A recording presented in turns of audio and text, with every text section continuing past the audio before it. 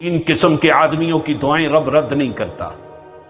ایک دعوت الوالد لولدہ، والد کی دعا اولاد کے حق میں اللہ تعالی رد نہیں کرتا۔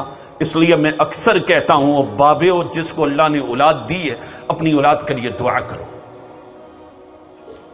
تمہاری اولاد کی ضرورت ہے، تمہاری اولاد کو تمہاری دعاؤں کی وجہ سے ان کے حالات بدل جائیں گے، ان کی قسمتیں بدل جائیں گے، ان کے نصیبیں بدل جائیں گے۔ تم مانگو تو صحیح ان کے لیے۔ پیغمبر کی سچی زبان نے کہا تھا، والد کی دعا اولاد کے حق میں رب رد نہیں کرتا۔ تم کر کے دیکھو، رب رد نہیں کرے گا، اللہ کی قسم رد نہیں کرتا۔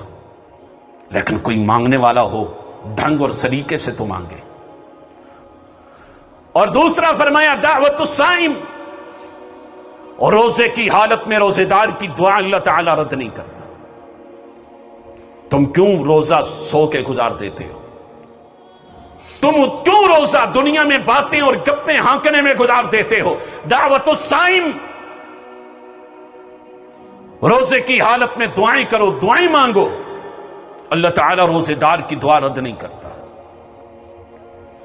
دعوت المسافر، رب العالمین مسافر کی دعا بھی رد نہیں کرتا۔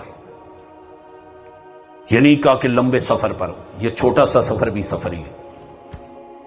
سفر میں بیٹھو نہ باتیں کیا کرو، سفر میں بیٹھ کے وہیں استغفار کر لو، رب العالمین سے معافیاں مانگ لو۔ روزہ بھی ہے، مسافر بھی ہو، والد بھی ہو، اللہ تعالیٰ تمہاری دعائیں قبول کر لے۔